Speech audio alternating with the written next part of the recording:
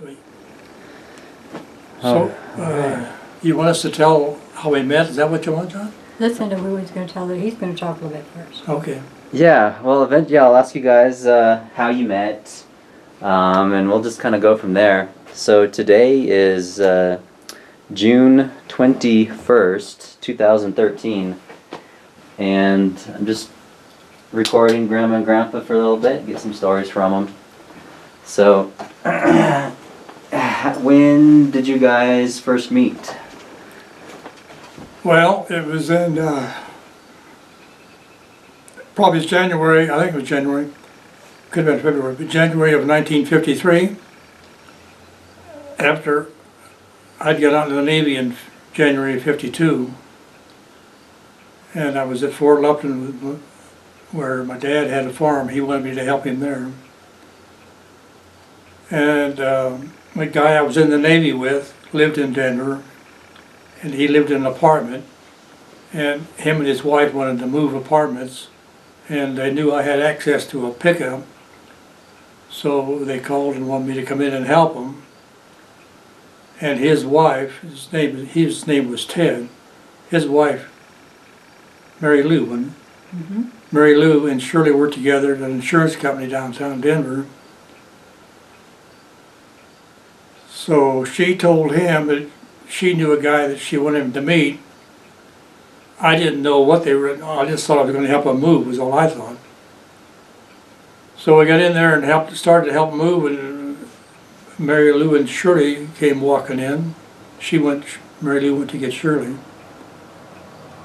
And when I saw her walking up the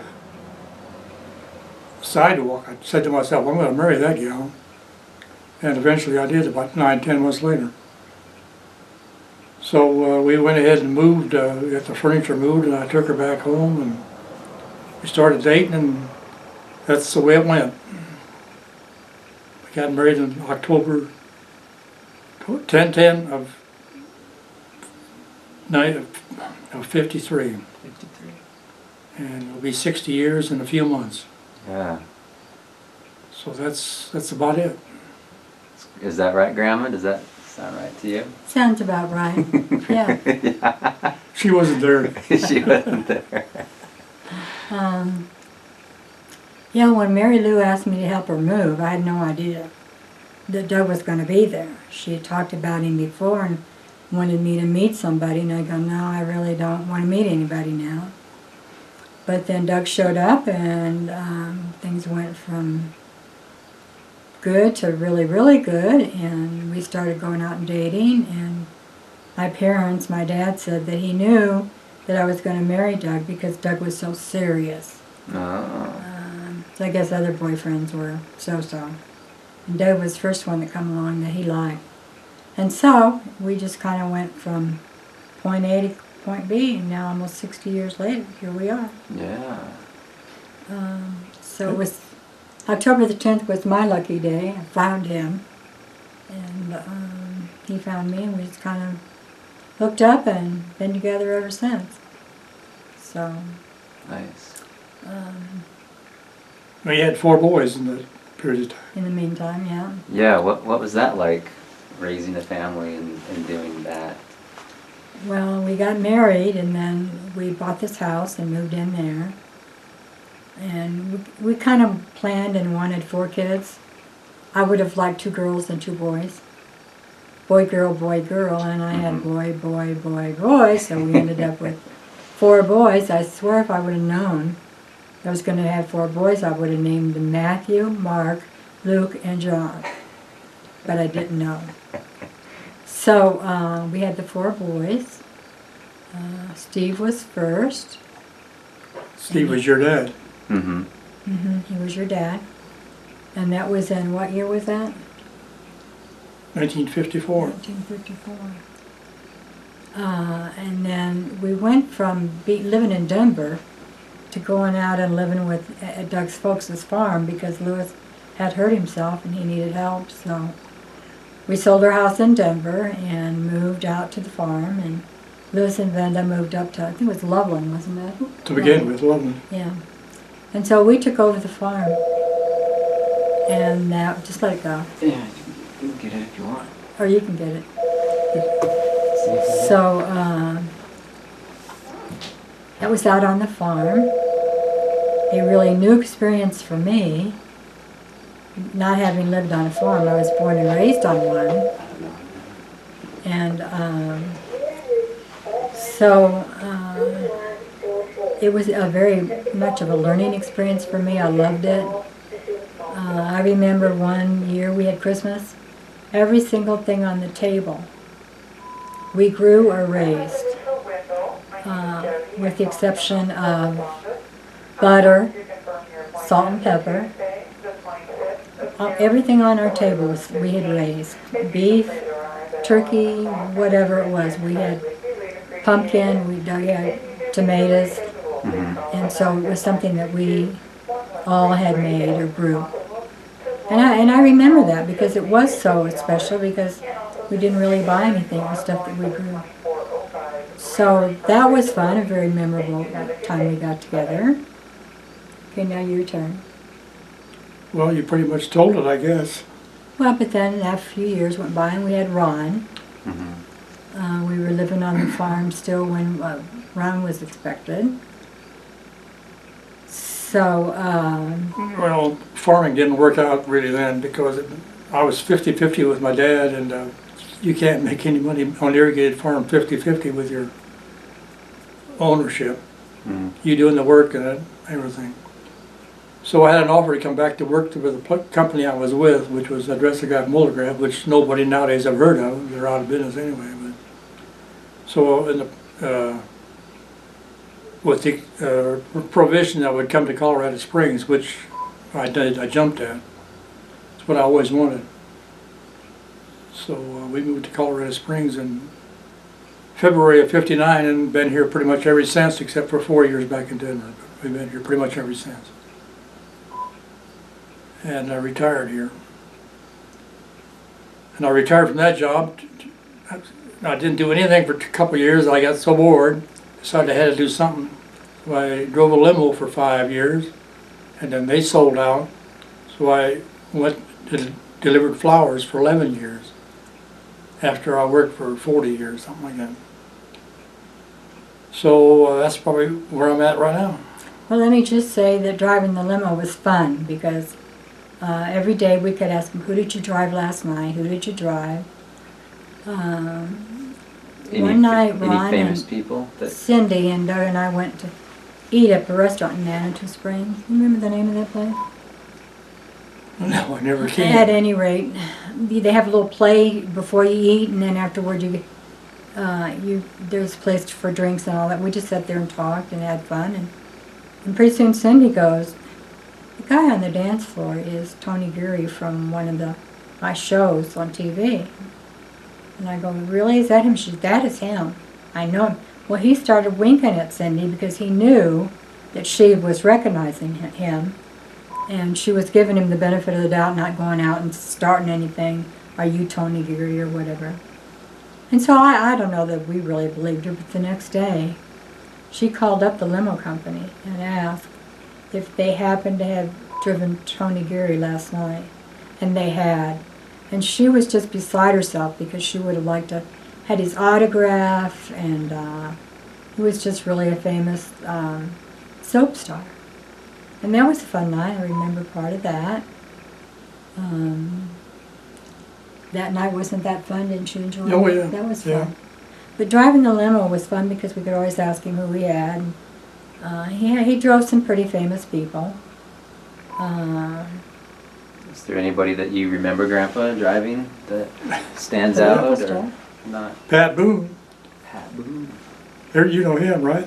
Heard of him? Probably did. I've heard of the name before. Is it like an old That's Western strange. guy?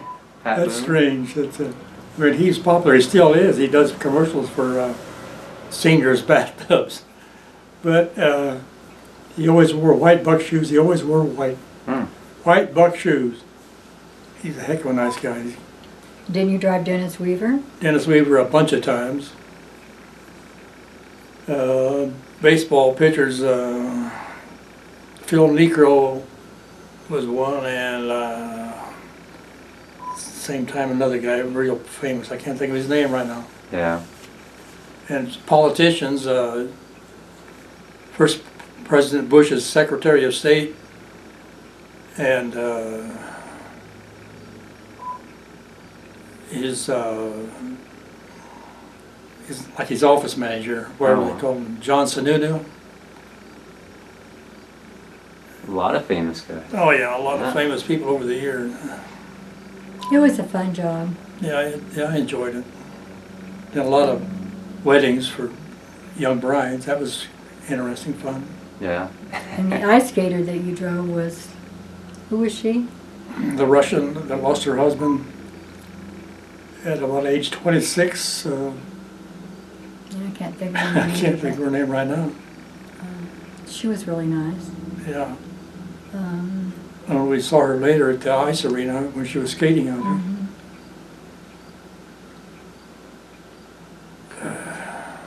I don't know. That's a bunch, but I can't remember names anymore. That's the problem. Yeah. Well, that's all We right. used to drive people to Denver to the games, and they give him a lot of Denver stuff because he knows Denver so well. Mm-hmm. Some of the other drivers didn't know Denver as well as Doug did. Well, Grandpa knows the streets pretty Exactly. well everywhere. Well, Denver, here Yeah, in Colorado town Springs, he knows too. them all by heart. Yeah. Doesn't have to look at a map. I'll ask him where a street is, and he'll tell me, and it's like, yeah, well, The old parts of town, not the new parts. yeah. Yeah. So how? Let me ask you. How has the Springs changed since you've been here? We came here as what, about 50,000? Something like 50 to 60,000. 50,000. And now I don't know exactly what it is, like 400, something like that. It's grown tremendously. There were no malls No malls. at that time. No malls. There was just a few little strip centers. And basically you had to go downtown if you wanted to go to a store. Right. J.C. Penney's was downtown. So. And his office was downtown when he worked. We knew the people there. So, I mean, it was all downtown, basically. There was nothing else out in the Tulies like there is nowadays. Mm-hmm. Like Powers was a dirt road. Academy did not go through at all. went to McDonald's there on South Academy, and that's as far as it went Wow. at that time. And then for a while it went down across Platte Avenue, and it dead ended there after a few years. But Circle was the far east end of town, east side of town at that time. So it's changed a lot. There was no Woodman Road. There was nothing out that way at all. Powers was not even, I can say it was a partial dirt road. Mm-hmm. There's a dairy out there. That's why it's got its name, is the Powers Dairy. That's why it got its name, Powers, today. Wow. Manitou Springs and all that was there. That was all there. West part of Colorado Springs. This part of town where we're at now was built in '59, the same year we moved here. So this was the new development. This was part of new. town here. Yeah. Wasson High School was right down the street, and it was in the process. It was the first year they opened was '59. They had planned it so it opened in '59. Been working on it for a couple of years, and it's shut down now this year, the last of it. Yeah. So times have changed. Yeah. Well, as the times change, what you're going to celebrate 60 years anniversary. What are the secrets to a long marriage? What can you say about that? Pick 'em right. Do it right the first time. Get a guy that's good looking and handsome with a lot of money, that wants to have a bunch of kids, and just hang in there. Get together and bring it on. Hang in there. Yeah. Basically, it's a full-time job. It's not something you just do once. I mean, you take the vows, Mm-hmm. for better or worse, and when I said that, I meant it. Yeah. So many people nowadays, no big deal. If I do or I don't, you know. Yeah. I couldn't believe that. I can't believe that's the way it is nowadays. Yeah. To us, it seems easier to make it work than not make it work. I remember saying, somebody asked my dad at their 50th anniversary, how could you stay married to the same woman for 50 years? He says, they're all the same, why change? I remember him saying that. Yeah, that's good. That's funny. That's pretty true, I guess. It's not that difficult. Just do it. Just do it. It's like it's considered basically a job, I guess. A non-paying job. Yeah. Well, I think you have to make it really work, you have to put the other person needs and wishes ahead of your own. Mm-hmm. You have to look at that person, that's the most beautiful person in the world, and what can I do to help him grow and mature? And so that's what we kind of did. We made each best friend. And I think so many couples now don't do that. We never really fought, never had fights. I guess our kids were kind of bored because we never did anything like that. Yeah. We didn't know how to do it. But they would tell us other kids, parents did this and did that and got in a big fight. And so I think that helps form the child's stability, knowing that his parents don't fight. And they're more interested in loving each other and getting along than they are trying to make life miserable for the other person. Mm-hmm. Not intentionally, but that's usually what happens. Well, you have to communicate some, at least some. Oh, yeah. Talk, you have to talk, and I think so many couples now don't talk at all like that. Mm-hmm. Just, I always used to love to sit I still do, sit at the dinner table at night and listen to him say this or that. Communicate, that's really what we've done quite well, I think. But, It might not last another 60 years, I don't know. yeah. But I think we both grew up with loving backgrounds. I know my mom and dad, although divorced, they still loved each other.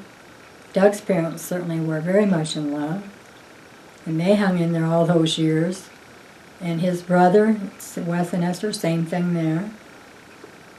I think a lot of it has to do with how you were raised, what kind of values you have, what was instilled in you at a young age, and that type of thing. Stability, that's kind of what we're all about. But anything else you want to add? Well, my brother's been married for 63 years, Right. so Kind of runs in the family. can't let him get ahead of me too much. Right. And is that Wes? that you're Yes, talking about? Wes, yeah. Okay. Yeah. Yeah, So, got to keep up with him. yeah. Is there anything that you would just like to share to maybe your great grandkids that as they get older, that maybe you want to share with them? Gee, I don't know. You'd probably like to tell them to be good to your parents. Listen to your parents. Listen to what they have to say. Be part of the family, not from the outside, but from the inside. Mm-hmm. Well- Talk to your brothers and sisters and your mom and dad and your grandparents and just listen. Everybody needs to listen to each other and listen to their advice, their opinions. I think so many kids now grow up and the parents don't really know what their main interests are. Mm-hmm. They do this, they do that, they go to the Y, they have Cub Scouts, all that, but sometimes I don't think parents really understand what their kids are going through. And these are terrible times to raise kids, I think, compared to when we did. So you really have to be in tune with them. Know their teachers, know what they're being taught. Anything you can add to that is very important. So, Well, I was raised on a farm, and you did not have time to mess around like kids do nowadays. Mm-hmm. You did not have any, to me, there's stupid games on TV to play. When I was a kid, we did not have a phone. We could not correspond with the neighbor kids, except in school. You basically worked. You went to school, came home and worked, had chores to do every day, summer or winter. Weather didn't make any difference. We were always busy doing something. well, since I am some younger than Douglas is, we always had a phone. We always got to talk to each other on the phone. Can't imagine life without a phone. Of course, now you have all the other stuff, the internet and computers and the tablets and that type of thing. But And where did you grow up, Grandma? in Omaha, Nebraska. In Omaha, Nebraska. That's when I remember. Went to school there.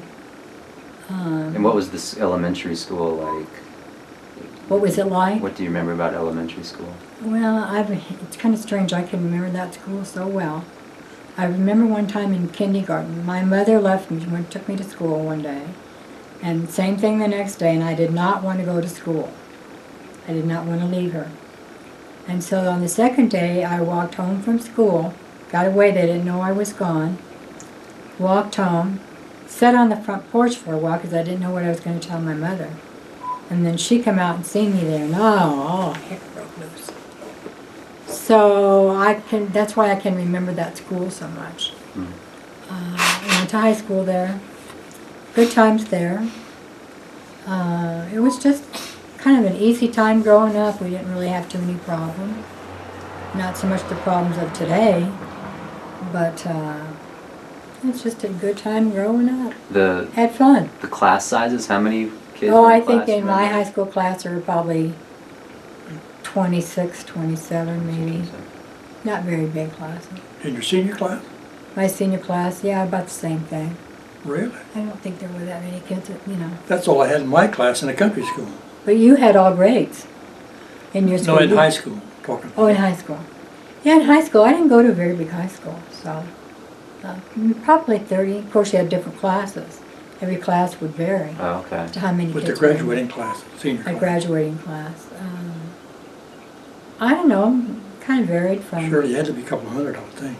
Total in one graduate. class. No, well, the No. total You mean the graduate. In the Higher- graduating class. In the Total graduating graduating. class, I think there were like 370, Okay. something like makes more that. sense. Graduating, yeah, okay. Okay. My graduating class had, I think, 26.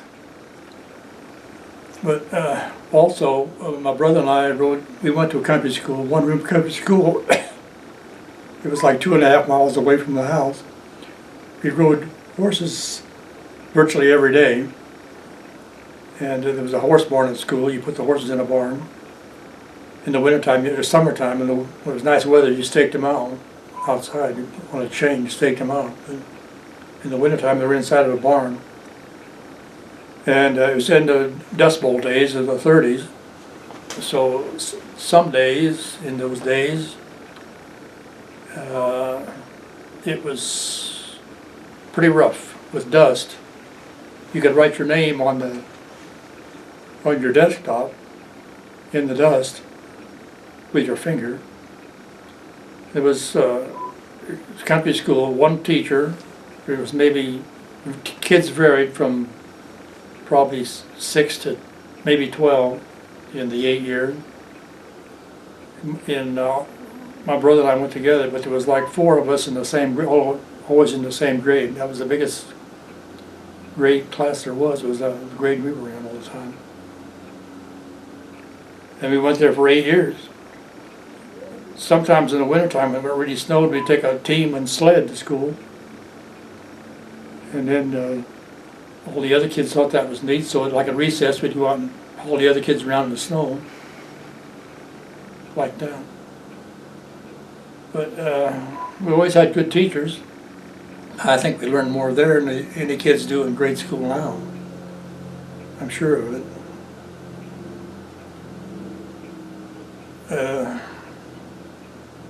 But some days, I remember some days in the wintertime, it would be like 30 below zero.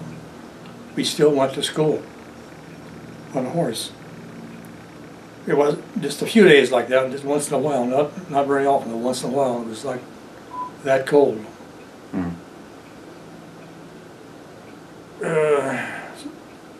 One year we built a cart. I had a Shetland pony pull a little cart we made. We both rode that little cart. It was pretty crowded, but it was different.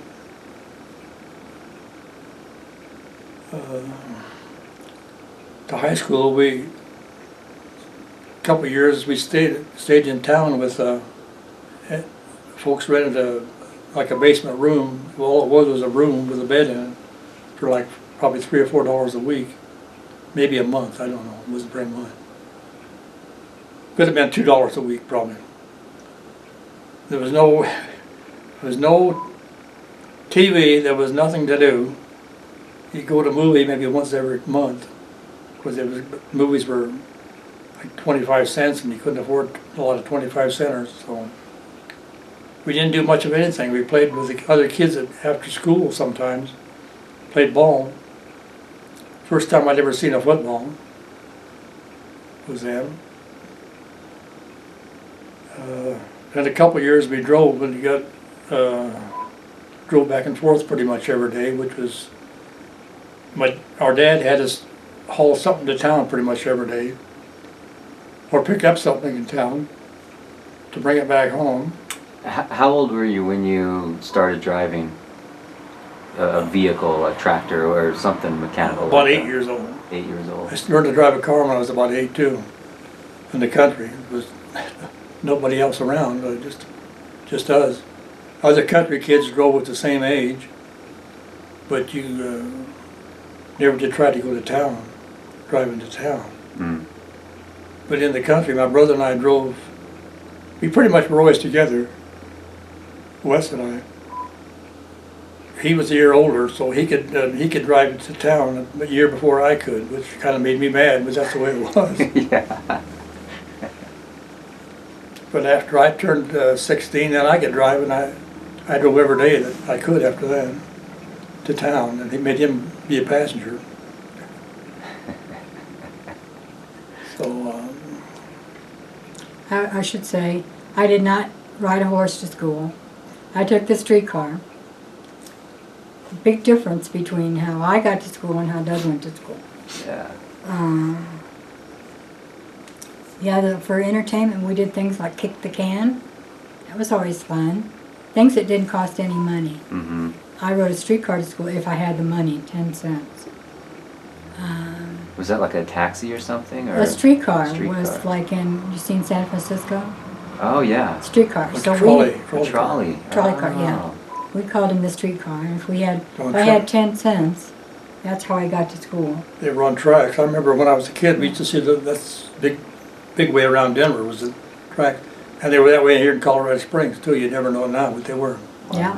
Every town or city had a trolley. Streetcar trolley. Yeah. Wow. And most of the places, the rails are still buried under the pavement. I don't know why they didn't take them up, but they're worth a lot of money if they would have, just for scrap. Mm-hmm. I was going to also say on the farm, there's no phones, there's no mail delivery. And we were one of the few people that had running water. If you wanted to take a bath, you had to heat it on a stove. We had indoor toilet, but nobody else did. We were the only ones in our part of the world that had a flush toilet up there. Everybody else went to an outhouse, so I never did do that, virtually ever. Mm-hmm. So that was a big, had a big advantage there. From the stories I've heard. I don't know, that's about it. Oh, I was going to ask something else too, and now I'm trying to remember what I was going to ask. Oh, and so you two raised 4 boys, and saw them, graduate high school and then move on. But then you also helped to raise Stephen now tell me about that. I forget how old he was when you guys really kind of started watching him full We always time. called him our 5th child. Yeah. He was like about 10 or 11, even smaller. He used to love to come over to our house and spend the weekends. I don't think his parents paid that much attention to him. And we kind of catered to him, but he was such a good little kid. He deserved a chance. And so we actually raised him. When he first moved in with us, we just were thinking about junior high, the really rough years. Mm. And I think he would have had to go to a pretty tough junior high had he not moved in with us. We were lucky we lived in District 20 schools. So he decided to move in with us, literally.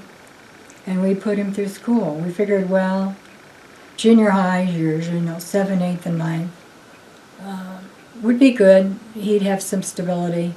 He'd have 2 people that could do whatever he wanted them to do and be available to help him do with his school stuff. That was Doug and I.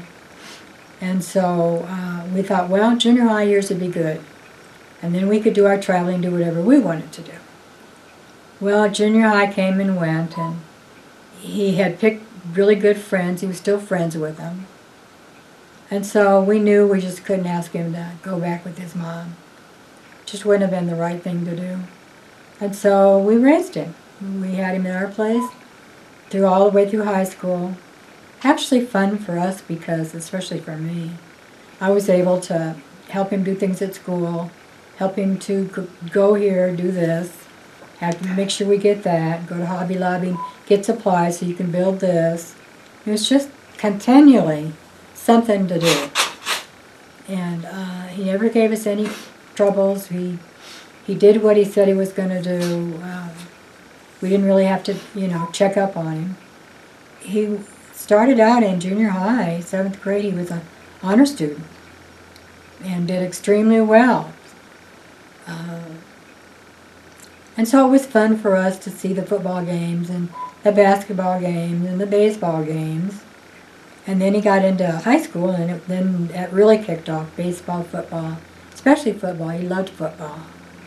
And it was fun for us to go to all the games and watch him play, watch him develop. We saw him actually grow from a 7th grader to a 12th grader. The change in between was phenomenal. Mm-hmm. He made really good choices. His friends were all first-class kids, never got in trouble. They had a goal to do, and they all stayed with it, and they were good buddies, which made it a lot easier for us. There were proms and dances and all the social things that go on with kids' life when they're in high school, and that was fun for us to go through all that. And even like when he graduated high school, what a day that was for him. We were just all so happy for him. Mm-hmm. And then, gosh, right after high school, he decided to go into the Army. Mm-hmm. And what did you think when you heard him say that? Oh, well, we knew he had gone to Denver that day, and he was going to interview with them. And we were eating at Chapel Hills Mall that night, mm-hmm. and Stephen worked in the mall. And so he came into work and met us, and before work, we had dinner with him. We ate something in the mall there. And he said, well, I have to tell you what I did today. And we said, what'd you do today? So I enlisted in the Army, and I think Doug was shocked. Just like, you did what? And he had enlisted in the Army. And I had taken him around to the Marines and different, Air Force, so he could meet those types of people in the Air Force and the Army, and get an idea if that's what he wants to do. And he put a lot of time and effort into that. Did you take him to see the recruiters? Yeah. To talk to them? Just right, to see? Yeah. Okay. And so that way he could get a feel for what would really be like, what it would be like for him. Of course, he watched a lot of TV and saw the guys playing Army games and all that. And we were just surprised that he enlisted. Now this was like in 2004, 2003? 2002, wasn't it? 2002. He graduated high school. He was just turned... 2002. He just turned 21. He was Right. in 2004. 2004. And so this is the Iraq Yeah. war had been going on for a couple years. Right. Okay. He had 2 tours in Iraq. Yeah.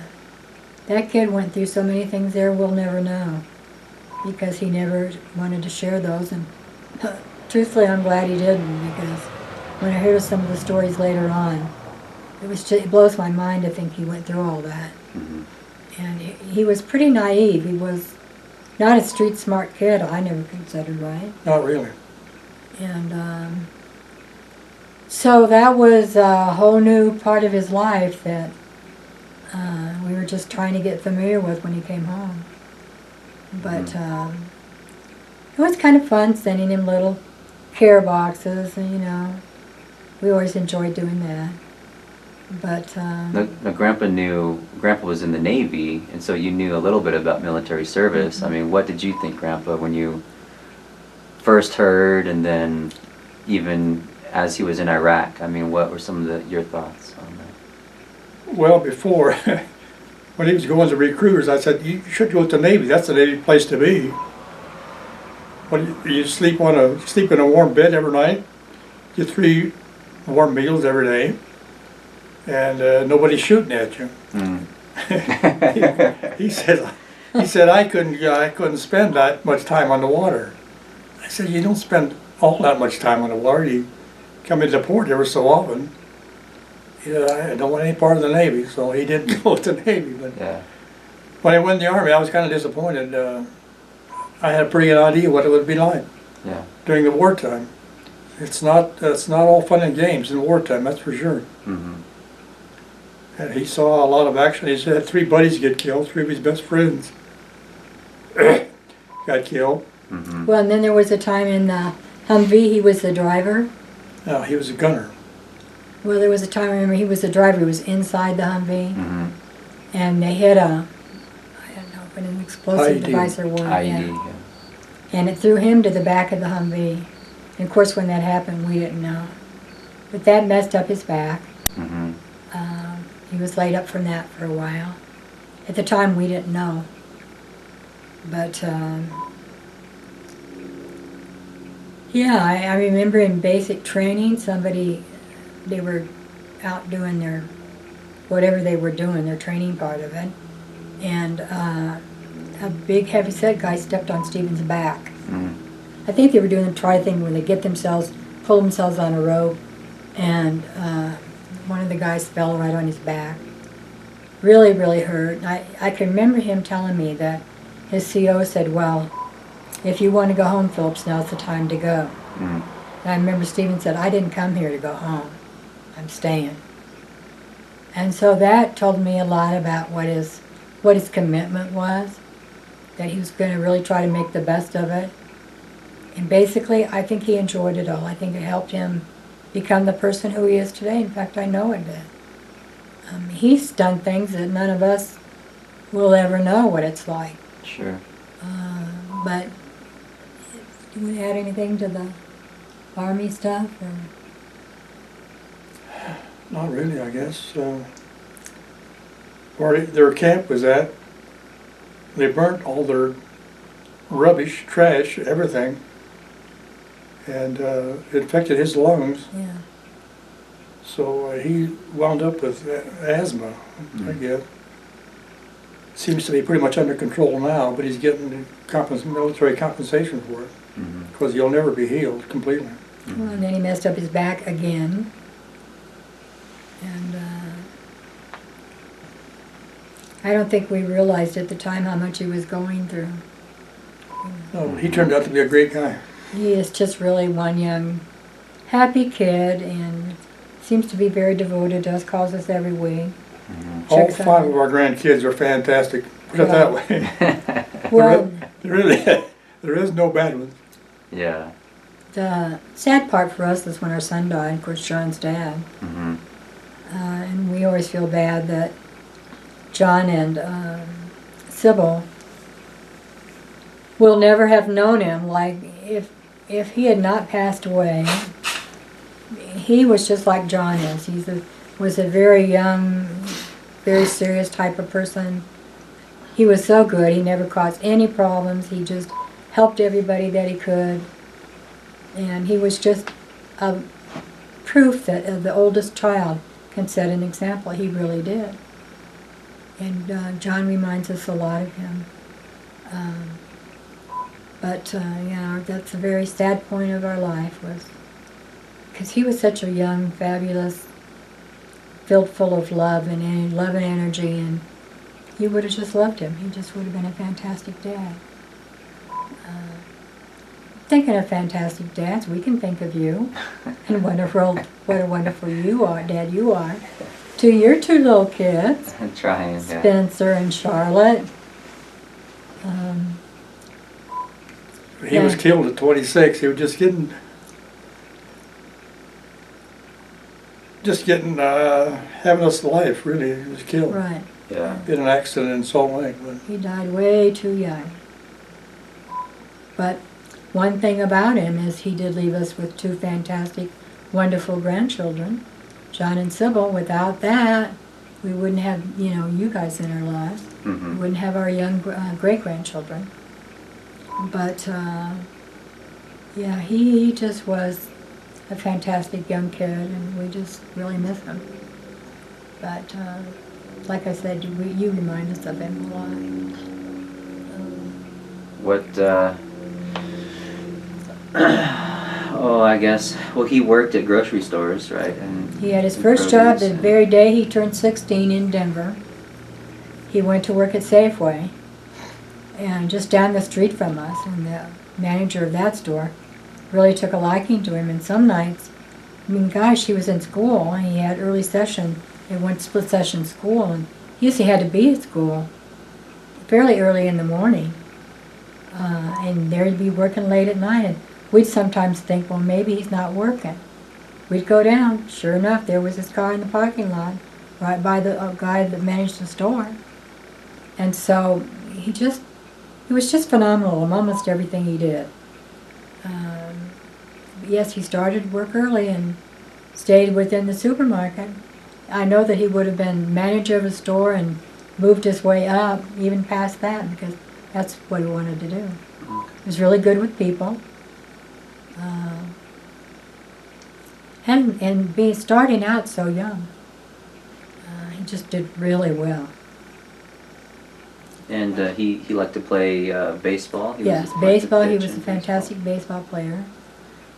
He was a southpaw pitcher. We remember, yeah, the year that we went to 56 baseball games. Wow. He played, Ron played, and Jeff played. And they played different divisions because of their ages in different parts of the city. And almost every night we'd be eating in the car, I'd fried chicken or whatever, and Doug would come just dressed from work sometime, meet us at the ball field. We'd get in the back of the station wagon, the kids would all eat, and then the baseball game would start. He was just really a fantastic baseball player. We think he might have had a chance at the semi-pros if he would have stayed with it. But he played for a team in Westminster and ended up playing on a, what kind of a team? All-star. All-star team, Westminster All-Stars. And he was played in that tournament game. He just was a really great baseball player, and he loved sports. Football, it's kind of strange. Football, he never cared for football. Too rough and tough, he said. But baseball and track, he was a good track runner. At school, he lettered in track. He'd get out of school about 12 o'clock. They went split sessions. He'd be to work at 1:30 at the grocery store and work until some nights 7:30, 8:30, 9:30, and still go to school. He made really good use of his spare time. He was always studying or reading or doing something. And you say, Grandpa, that I think I remember that when you would throw a ball with him, that there came a point to where he would throw it so hard that it would hurt when you would catch it? Yep. I had an old catcher's mitt. It wasn't that great to begin with, but I finally had to put some kind of a pad inside or I couldn't have caught him anymore. Instead, I couldn't afford to go get a new catcher glove, so I put some kind of a pad in there to. If I caught it wrong, it would really hurt. Leave a sting in your hand. Oh yeah, yeah. He can pitch. And he was just a natural pitcher. I thought when he first started throwing the ball, it was just a natural pitcher. He threw it where he wanted to throw it. Where some other kids and some other grown-ups I've seen throw it, you don't come close to where they were supposed to have it at.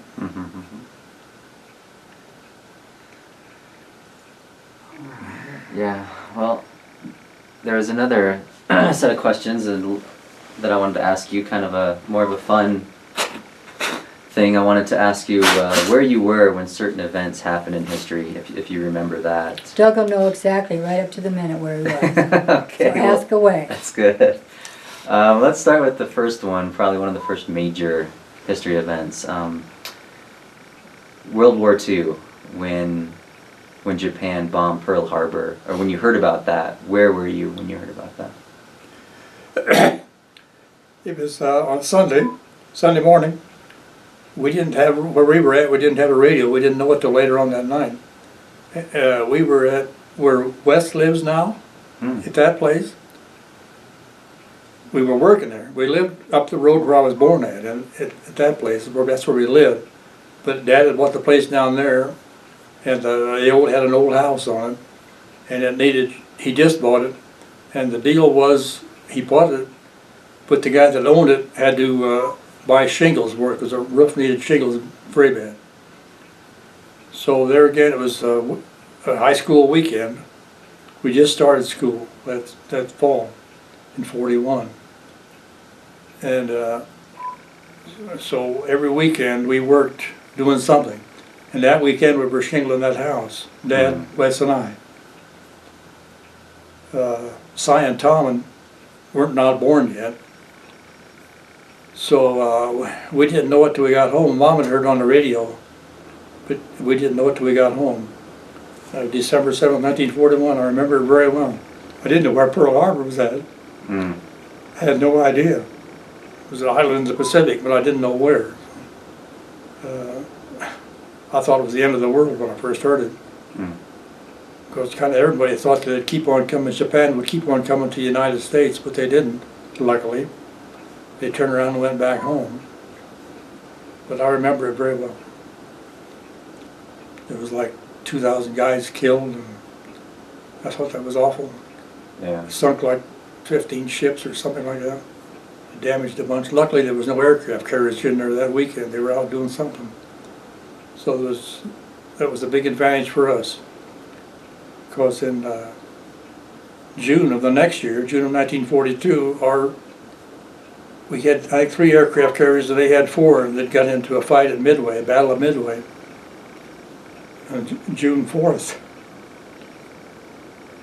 of 1942.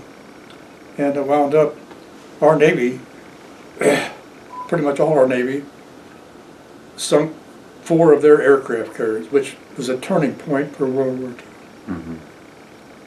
After that, we pretty much had naval supremacy. They still had a lot of Navy, but they lost all their carriers. So that made a big, big difference. But I remember it well. Wow. And Grandma, you were a little younger, of course, but do you remember hearing about that? Yeah, I remember when it happened, and we were so afraid that my dad was going to get drafted. But he had back problems and couldn't go. But I remember it, not quite as well as Doug does. But that was because I was much younger. But yeah, a very sad time in the United States. Okay. Yeah, definitely. Before the Battle of Midway, in April of 1942, Jimmy Doolittle took like 15 B-25s. It'll take them off an aircraft carrier, which they were not meant to do, and bombed Japan. They didn't do an awful lot of damage, but it done the American people a lot of good to see that we could do it. And it slowed Japan down quite a bit, I think. And amazingly, they only lost like maybe 10 people that day. They couldn't land in Japan. Some did and got taken prisoner, but their whole idea was to fly into China, and most of them did. And China was our friend during that time, so they took care of the guys. There's only 1 or 2 of those guys still alive, I believe. There was one died here a while back. I remember hearing about him. He was like 95 years old, something like that. What about when you found out that World War II was over? Well, it was well, another big deal before that was D-Day, invasion of Germany. Yeah. Oh yeah. June 6th of 1944. Remember that very well. Eisenhower was a general in charge, and we had radio, and on radio that night they were like, Germany's like 7 hours ahead of us, something like that. And at radio report, that night, or the first time I heard a radio report, they had, Eisenhower said it went pretty well, but we'd had at least 10,000 casualties. Mm. So later we found out there was 10,000 GIs killed that day, basically, pretty much. It was a real bad invasion, but they stuck with it and pulled it off. It was something like 500,000 GIs, Americans, French, English, that invaded France and made it work. So that was the end of the war. Then the end of the war came about a year later, in April of 1945. And I remember that when it happened. In the meantime, President Roosevelt was the president. He died, like April, just a few days before the war was over in Germany. He died of cerebral hemorrhage. And then the war in Japan ended in August when we bombed them with an H-bomb, atom bomb. And Nagasaki and Hiroshima, it killed a couple 100,000 Japanese, but it leveled the Japanese cities, and then they decided they better sign unconditional surrender, and they did. I remember it. Were you in high school at that time when you? No, I was just out. You were just out. Summer of '45, I just graduated. Just got out of high school in June, and that happened in August. Mm. So the next, I wasn't 18, I was 17. When I turned 18 then, the next spring in February, I had to go to I was not drafted, but I had to take a physical for the Army. For the Army? Physical for the Army. Everybody was 18, you take a physical for the Army back then. And I would have been drafted in another couple of months. If the war would still have been going, I would have been drafted then. Mm-hmm. But went to Denver to take a physical. Naturally passed it. Pretty much everybody passed the physical back then. Yeah. And Grandma, when the war ended, were you? Do you remember what you were doing with the war when you heard about that? No, not like Doug does. Yeah. What about next big date I was thinking about was when the president was killed, when Kennedy was assassinated. I remember that. I was working in the kitchen, baking or doing something. Had the little radio on, and then it come on, and I just couldn't believe it. I just was. It seemed like I was just torn up and trying to. It wouldn't be that way now if it was a president, but it seems like John Kennedy appealed to most of us at that young age. We were pretty young at that time. And it was just devastating to me. And of course, we were all into Jackie and what happened to her and the kids. And it was just a devastating time. I remember then when his funeral was on, we had TV. We had one small TV and it was in the basement. So I had to run down there and watch the funeral. And it was just, oh my goodness, it was such a sad, sad day. You seen that horse coming, a riderless horse. And remember the day that little John Kennedy saluted. And those were just sad times for me during that period. And there's no other president that would have affected me like that did. Can't really explain why, except I just really liked him as a person. Mm-hmm. He was a fantastic dad, and that's just how I felt. So, do you remember what you were doing? I was working. Yeah. I came home for lunch. I didn't always go home for lunch, but I did that day, I remember. And we talked about it when we got home. I remember talking about it with you. Mm. Yeah. Just and then really after that, the next 3 or 4 days, everything was shut down. There was nothing really going on the next several days. Mm. Till the funeral was over with. Yeah, I've not felt that way about any president since then. Yeah. He just was such a young, captivating type of personality, and as president, we all just really, really liked him. So. the next event I was thinking of was when we landed on the moon. Oh, I never will forget that day. Oh, weren't you home with me?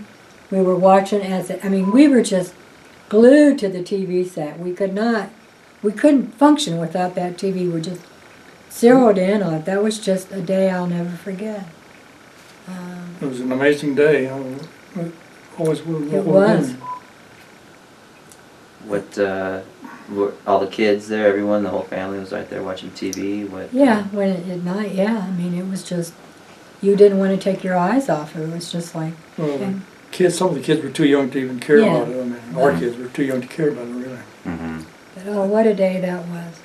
I can't think of any other event in U.S. history that I remember as much as that one, or that impacted me as much as that did. That was just fantastic. Yeah. You see it now, at our age now, we'll look at it, and it just seems like that was so long ago. Mm-hmm. Gosh. But Yeah, what an event. I was concerned they couldn't get off the moon Yeah. once they got on. Mm. I didn't understand any of it at all. How they got there and landed and then could take off again. I still don't really. It's kind of beyond me how they could take off from the moon like that, but they did.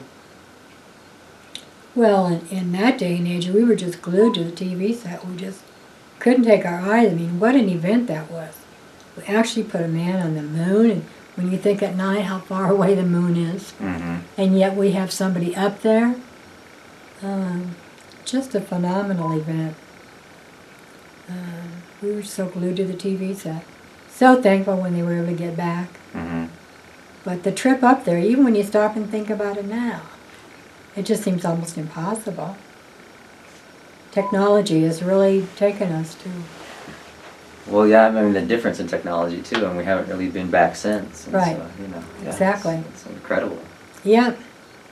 It just seems like to me we were a much stronger America then than we are now.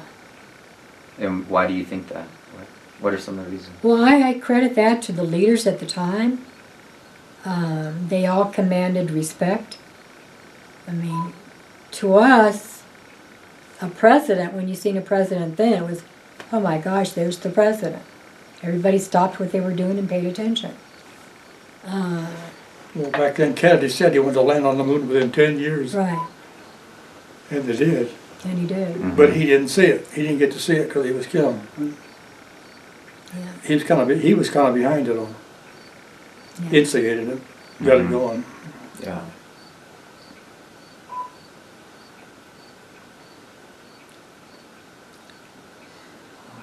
Trying to- Yeah, that was a wonderful time.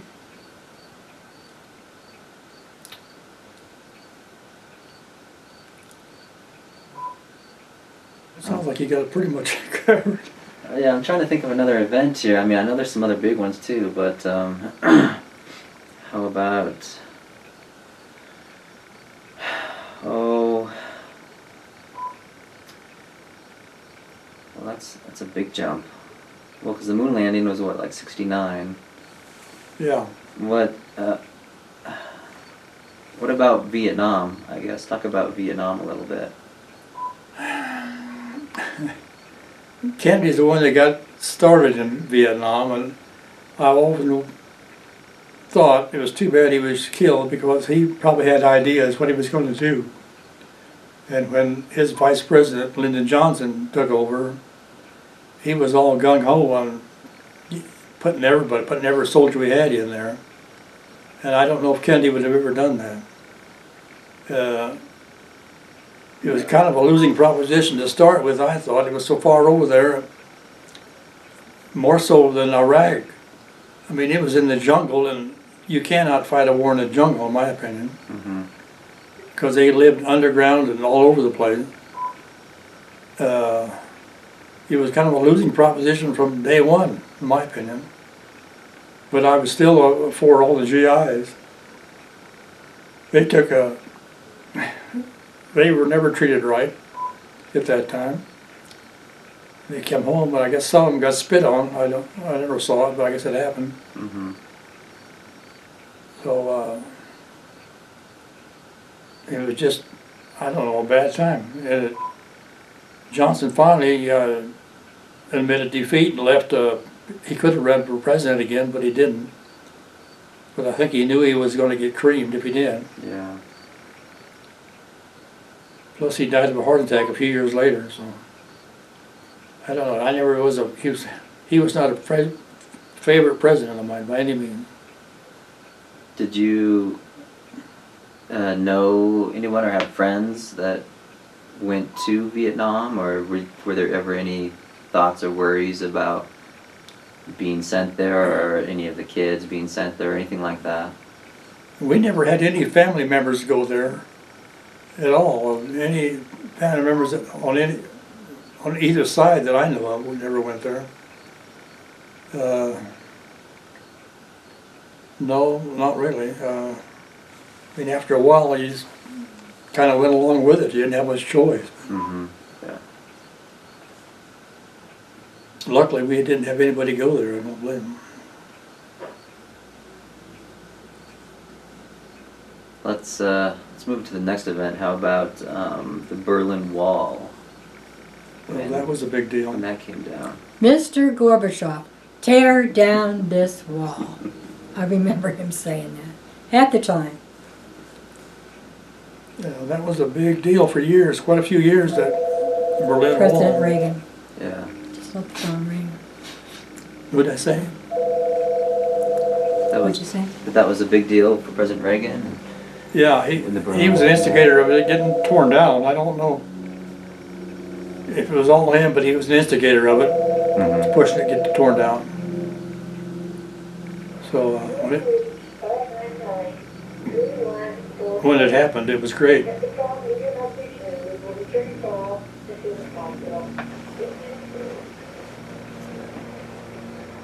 And finally, September 11th, when that happened, what? I was working delivering flowers at that era. So I guess give me a call after you get in. I'll talk to you later. I could not believe when I saw it on TV. I was home. Now somebody called us. It was so early in the morning here. I didn't go to work till 10 o'clock, I guess. Somebody called, I think maybe Ron called about 9 o'clock. Said, hey, you watching TV? And no, he said, well, turn it on. And it was awful. We were shocked. Couldn't believe it. The first impression most people had was that it was an accident, that somebody flew into it on an accident, but it was a clear sky. There's no reason to hit it by accident. So finally they decided somebody done it on purpose, which was hard to believe. And then a short time later, you saw another plane that was on film coming in and doing the same thing to the other tower, the World Trade Center towers. We were on vacation there a few years before that, and we walked almost right past the World Trade Centers. We did not go up in them. Of course, for some reason I didn't want to. I don't know why, I just didn't want to. But we walked almost right past her. And we went out to the Statue of Liberty at that time. But it's just hard to believe that something like that people would do. There were people in the world that would do that. It's just almost impossible to believe. It still is. And some people are still defending the people that flew the planes in there. It's so unreal. Mm-hmm. Talk about a nightmare. That was a nightmare. You sat there and watched what was happening to the building, to the people, the smoke coming down, the towers themselves coming down. It was like watching a horror movie, is what it was like. I was so shocked they came down so fast. I wouldn't have believed that either. Mm-hmm. After the plane hit, they came down about an hour later. It was just almost unbelievable they felt like that. Well, thinking back when you actually seen the one plane fly into the tower, oh my goodness. That was just so scary. again, that was like something you maybe would see in a movie, but you knew what was happening and where it was happening, and just it left an impression that one will never forget. We certainly won't. But, oh my goodness. It could have been so much worse, though. It was like 50,000 people working on those two big buildings, you know. A lot of ways there were a lot of people, lucky people involved there, but a lot of people weren't lucky either, but it could have been so much worse. Mm-hmm. Absolutely. Just final questions here that are kind of more controversial, I guess, but government as a whole, I guess, you know, as it compares to even, you know, 50 years ago, or like what's going on with government? Good, bad, nothing? I don't He's the right one to know if ask. you want to ask me that. No, I want to hear it. We want to hear your thoughts. What? This is the worst president we've ever had, including Jimmy Carter, in my opinion. Yeah. He don't know what he's doing. He should never have been elected to begin with. He never had any experience whatsoever. He was, all he ever do was organize people. He has no idea what he's doing as president, in my opinion. Mm-hmm. I heard the other day he wants to do a lot more. He wants to shut down all of the coal companies. And he don't have to do it alone. He'll have the EPA do it. That's supposed to happen in a week or so. You're going to have the EPA shut down all the coal companies because they're putting out a little bit of smoke. There's plenty of natural gas in the United States to last the United States for hundreds of years, and he won't let that get going real well. Mm-hmm. He is just he wants to push greenhouse gas, which is all expense and no profit from it. Mm. If it's that great, let civilian companies do it. Don't let the government get involved in it. He's just absolutely 100% worthless, in my opinion. Now, I don't know if you heard, but him and his wife and 2 kids are going to go to Africa. It's going to cost $100 million to go on vacation in Africa for 2 or 3 weeks. Yep, I've heard about that. I mean, and yet people can't get in the White House to view their own White House. Mm-hmm. It's our White House, it's not his White House. And he won't let people in there because it costs too much. But yet they're going to spend $100 million, which would last, somebody said 10 years, something like that, I believe, to let people in there, the amount he's going to spend for vacation. He's absolutely 100% worthless. He's embarrassing. Mm-hmm. I consider him an embarrassment to the other countries of the world. Mm. Sad when we see him represent our world, and doesn't represent anything, I don't think. Mm-hmm. People with any common sense would not have voted for him. He knows how to get votes from basically women and blacks and Hispanics. Yeah. That's where he gets his votes at. He's just... I can put you down as not so good for the government. I don't think I'll vote for him again. All right. Yeah. How about for religion?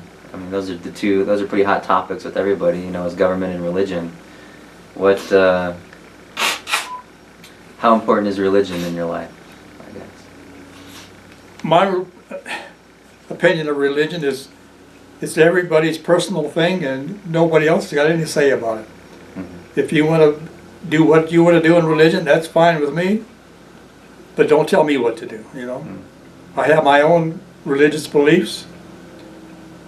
I've had them since a kid. We went to church when I was a small kid for off and on in Nebraska where I was raised. But going to church to me was, maybe it was the ministers, I don't know, but they didn't do a thing for me. And but yet I'm a strong believer. But like I say, Anybody else can do whatever they want to do in religion, just don't tell me what to do. That's my opinion. And you believe in God? And, Yeah, oh yes, okay. 100%. Okay.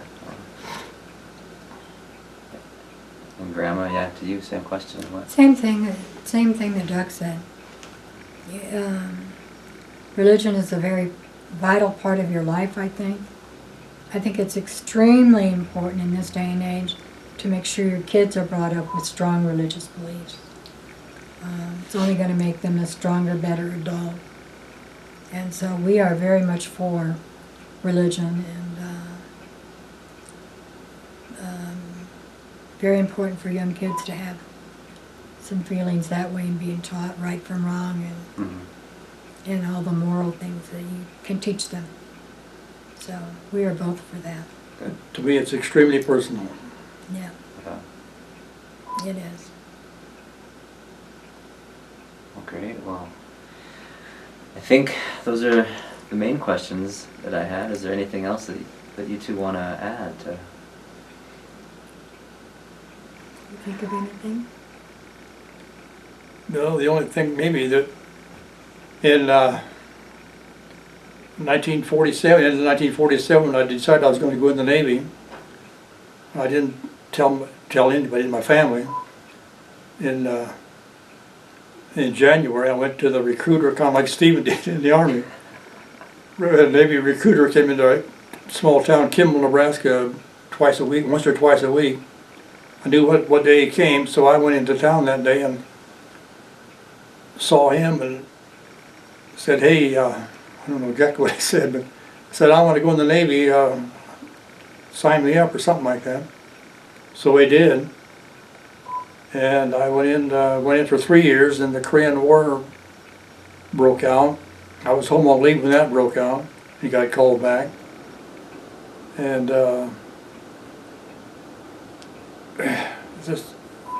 when we got called back, we took like 165 Air Force fighter planes to Japan on the hangar and flight deck, and we had like 12 of our own planes that could have been catapulted off if someone attacked us, but they didn't. So we took those, they were real small fighter planes. I remember they were almost like toys, it seemed like. Which was, they didn't need them in the Korean War because the Koreans didn't have any Air Force. I don't know who decided to take them over there, but we did. But anyway, we went over as fast as we could go. It was like 33, 34 knots, which is like 37 miles an hour, which is fast on a ship, on an aircraft carrier, to Japan. Unloaded them and came right back. We went over in like 8 days and some hours and came back in 7 days and some hours. We broke our record coming back. We loaded up our own planes and went right back over about a week later. So we made 3 trips across the ocean in about 2 or 3 weeks, 2 weeks maybe. And then we stayed there over there for, that was in 50. And I was due to get out in January of 51, but they extended everybody for a year, so I didn't get out till January of 52. So we were over there most of the time from June 25th of 1950 when the war started till we came back in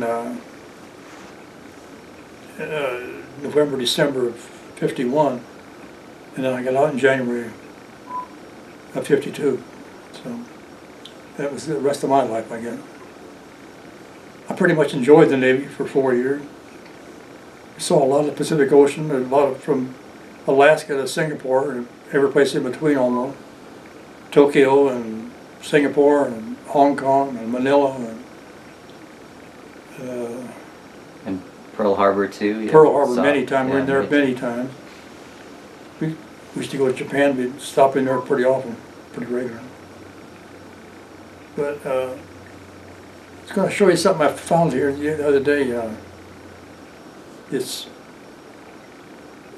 I'll show you when you turn the camera off. Okay, yeah. That's about it for me. And then I got out in January of 52. Hung around the farm for a year helping Dad, and then after that, I told you earlier, we Met Shirley in January of '53. That was the best thing that ever happened to him, right? Starting in my life. Exactly. 1953 was our lucky year. Yeah. But I found something that Onward for us. Onward and upward. it was money from Subic Bay in the Philippines. You heard of Subic Bay in the Oh yeah, Philippines? sure, absolutely. You were in the Philippines, I know. Yeah. We had to, couldn't use American money. We had to use, Pesos? Is it? well, I think they call it script, but something like that. And we couldn't use American money in Japan. You couldn't use American money any place over there, really. You had to use some kind of, it was shortly after the war, so they had to use, they basically called it script, I think. And you weren't supposed to use any American money any place, but occasionally you did in Japan, because you got a better deal buying something with American money, but you weren't supposed to. Well, I forgot I'd had it. It's a little booklet of things you got. The little booklet costs, it says $2 on it. It was like little nickel pieces of paper. You're good for a nickel to buy something in Subic Bay. Wow. Well, I guess that's about it then. Thank you guys. Okay, well, hope it's what you wanted. Yeah. I think so. I think you got pretty much everything in there, sounds like, I think. Well, happy 60th anniversary coming up, Right. and so You know, hopefully another 60 more. Thank you. Got to work at it to get it, sit another 60 again. Whatever he says.